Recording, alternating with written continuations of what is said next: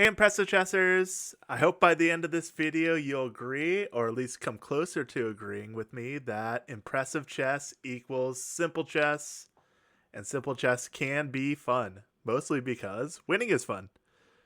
And when you make the game simple, your moves become more impressive, more strong, and you will win more games. So now, how do we do that though? So we're going to take this game that my student just played. My student is white, and their rating is 925 currently, although they are an improving player for sure. They're playing a seasoned 1744 rated player. That player is playing with the black pieces.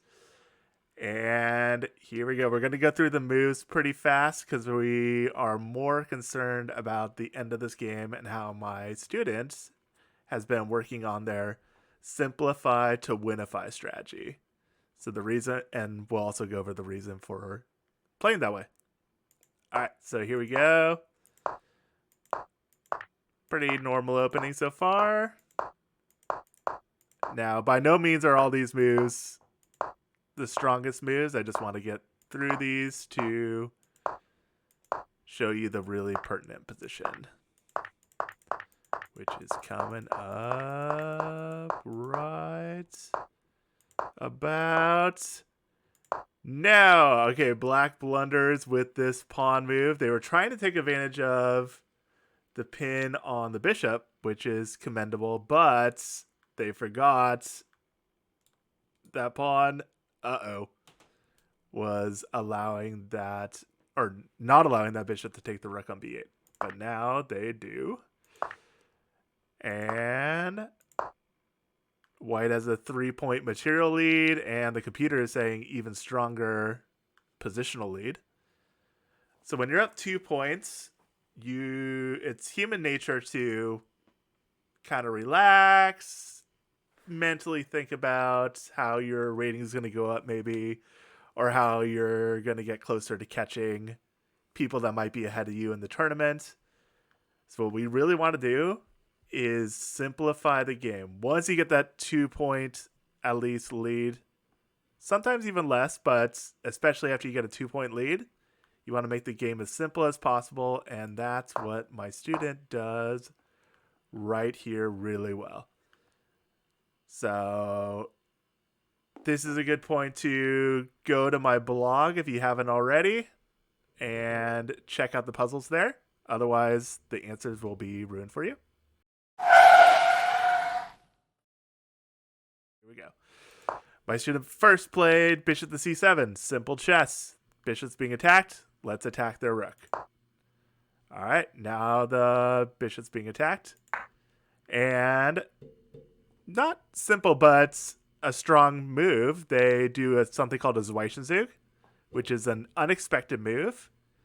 So black kind of expected that bishop to move or guard itself, and instead they did a check and then simply guarded the bishop.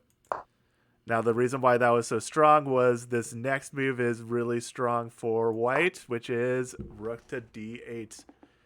Simplifying the game. If they don't have any pieces to do any damage against you, your 2-point advantage is going to show up in a big way. And they couldn't handle the pressure, took right there. White, again, gets rid of the most powerful piece that black has. And they could have taken with the rook, which would have been quite strong, but this is still obviously very good for white. And look at this. So these next moves, nothing special, but we're just keeping the game as simple as we possibly can because now white, by the way, has a 5-point material advantage.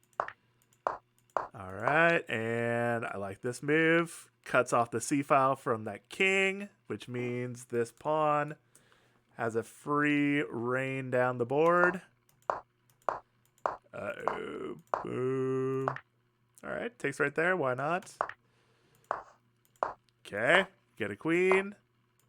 I really like this move. Technically, it's not the best move, but gets rid of their last remaining piece that can like basically do any damage to us. Is if we somehow make that or let that pawn become a queen. That would be quite bad. So we're up enough material. We could just sacrifice our rook for it. All right. Boom. Okay. And okay, good. Hopefully you did not want to play queen takes the bishop, because that would unfortunately be a stalemate. So all these pieces or squares are guarded, but the king is safe. That would be a stalemate and it would be a draw. I don't know why the bar is not saying that, but this would be a draw if white had blundered and taken that bishop. Of course, white wants to win, so they allow the king a place to go. And then really fancy here. Now it's not a stalemate because the bishop can move to any of these squares. Well, not those ones. Any of these squares, and boom. The game is over. So I found that very instructive and impressive that my student that until this game had really had trouble winning the one games, mostly because they're trying to overcomplicate the game. A lot of my students and chess players in general always want to be doing something when you've already got the 2-point advantage or more. You really just want to be making the game as simple as possible to you. So not as simple as possible to a master if you're not a master. Just make the simplest moves you possibly can see for yourself, and 9 times out of 10 that is going to work and you are going to win the game. Otherwise, if you allow the opponent to complicate the game, then things can get hairy. They're going to be on high alert because they're going to be grasping at straws while you're like, oh, I'm all relaxed. Oh, I'm going to win the game. It's just human nature to think like that. Try not to, but it's honestly a lot out of your control. All right, just to prove that the simplified Winify strategy is not a boring strategy, as some of my students have accused me of wanting to play boring style, we're going to go over a game by the most swashbuckling of world champions, Mikhail Tal. All right, so Tal is black in this game. And we're going to go to the end of the game. But if you want to go over the middle part of the game or the opening, you could also go to the link in the description. It will have my chess.com blog. It will also have NM Sam Copeland's blog, which was really detailed, really good analysis on this whole game in general. Now I'm going to skip to the end, like I said, so let's go through these moves pretty fast. Tal is playing the swashbuckling modern Benoni, which is very aggressive, but it gives up a lot of space, and black usually has to justify this with sacrifices or definitely very aggressive play. All right, so we got this position right here. As you can see, the computer is not impressed with this opening, although now it's kind of toning down. And boom, black's starting to come back into the game. But check, nice little Zweichensieg there. White thought that black might move their knight that was attacked by the pawn. Black says, no, I'm going to check you, and then I'm just going to totally ignore you.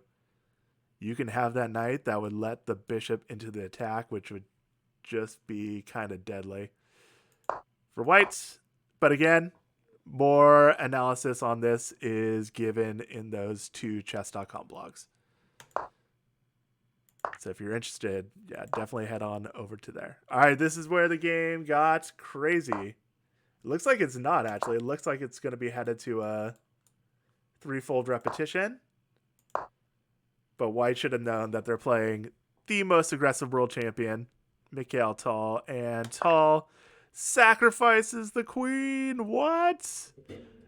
Again, the computer is not impressed by this. And in fact, I did some analysis on this position, and I found that knight to g3 check, with computer analysis, of course, is actually black's best move in my opinion.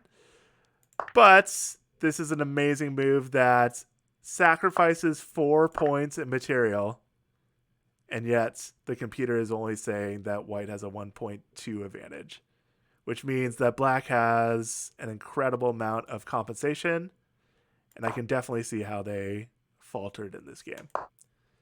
All right, so all this pressure was put on them. These black pieces were joining the attack, and it's blunder time. So we have all kinds of forks. We were attacking that, and now we take there, and they take there. Hopefully you guys see the royal fork. F3. Ouch. Actually, NM Sam Copeland puts Forktown, population Burbrager, who is the player playing white in this game. Black takes the queen, and all that.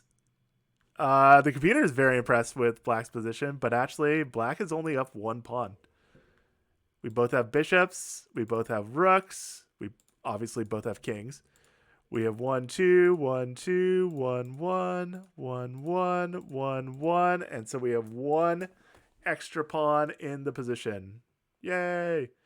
So this is a case of 1 point being enough to go for the simplify to Winify strategy. And black does that nicely with rook to f8. Check. And all those checks were not for no reason. They were actually to play the simplify to Winify strategy. We're going to put our bishop right there. Trade off their bishop. There's nowhere else for that bishop to go. And if they take us, we take back. We are forking their pawns. You can still do forks in endgames. There's no rule against that. Also, by the way, let's say they're like, I don't want to let that rook fork my pawns. I will just guard my bishop. Well, then we will take you. Now, there might be better moves, but this is very simple and strong. And then fork. Boom. And just like that, this game went from a very complicated queen sacrifice to an endgame where it's very simplified down. And by the way, if we go back to this move right here, after this move, white just resigned the game. Now, that might be because they respect that they're playing the world champion, Mikhail Tal, although I believe he was not the world champion at this point. But he was a very strong player, obviously, and he showed it by first playing swashbuckling, daring sacrifices, sacrificing their queen to get the advantage. But once they got the advantage, it's time to simplify to Winify. All right, guys. Try that out in your games. I promise it's not boring chess, and I'm also pretty sure it will help you get way more wins and blow less winning games. If you can win your 1 games, that will lead to a huge rating gain.